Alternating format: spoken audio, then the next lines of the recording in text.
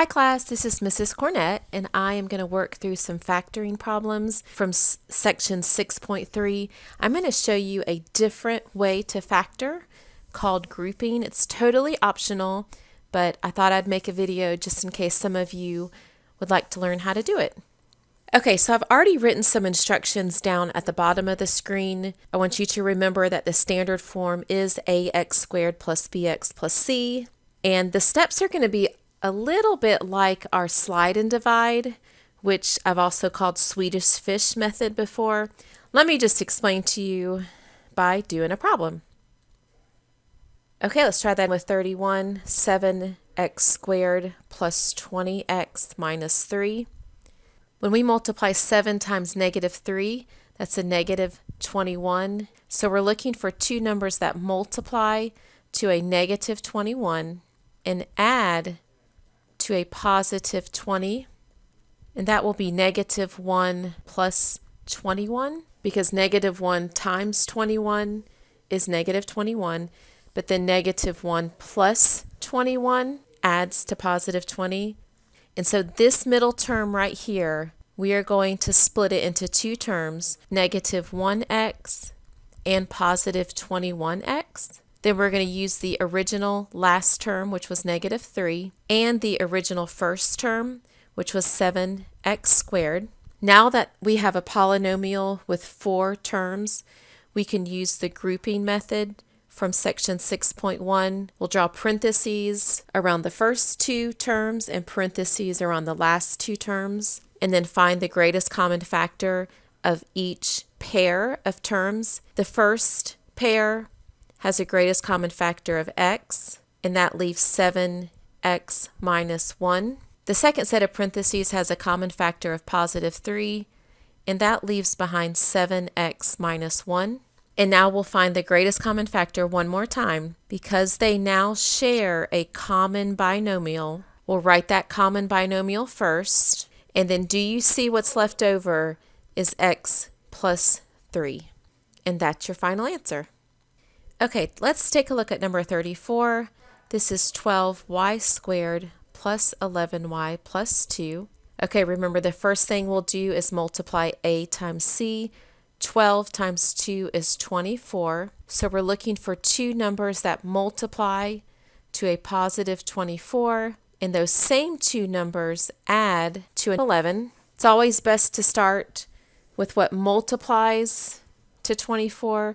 So we have 6 and 4, 8 and 3, of course 2 and 12, and 1 and 24. Do you see that we can work with the factors 8 and 3 because those same factors will add to 11? So what we'll do is we're going to take this 11y and split it into two terms. We're going to split it into 8y plus 3y. Now I want you to bring down the original last term, which was plus 2, and bring down the original first term, which was 12y squared. Now you have your polynomial that has 4 separate terms, and let's use the grouping method. We'll draw parentheses around the first 2 terms, draw parentheses around the last 2 terms. If you're looking at the first set of parentheses, 12y squared plus 8y, the greatest common factor between just those 2 terms is 4y. And once we factor out 4y, we're left with 3y plus 2.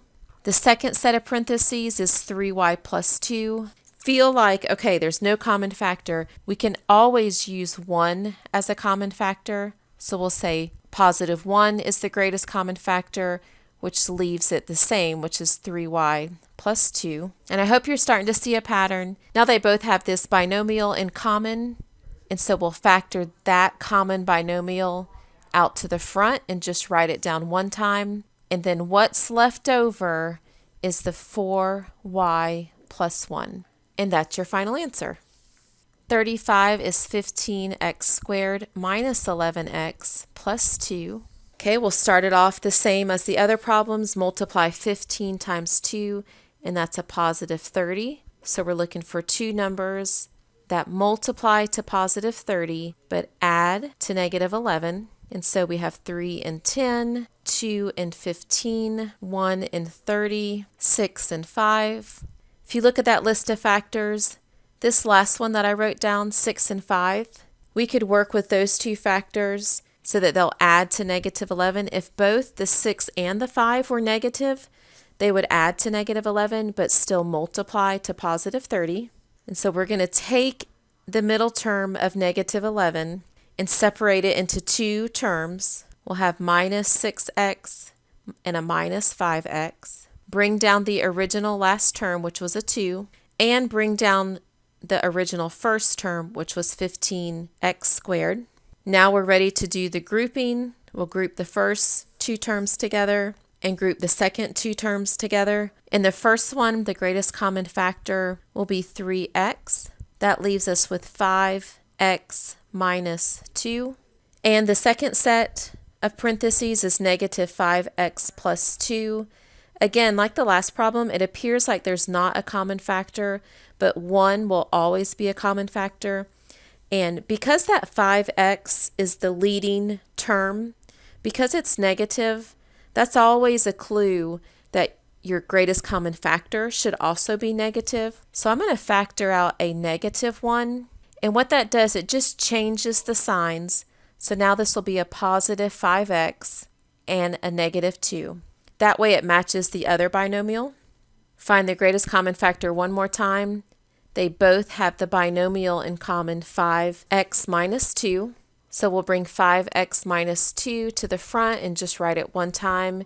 And the terms that were left over are 3x minus 1. And that's your final answer. So guys, this is totally an optional method. If you have me in person in class, I may or may not even teach this lesson. I like to use the slide and divide method, which I also call Swedish fish. But if you like this method, you are more than welcome to use this method too. I will not grade you on the method that you use. I am just looking for the correct answer. So whatever makes sense in your mind, that's what I want you to use. Okay, please let me know if you have any questions.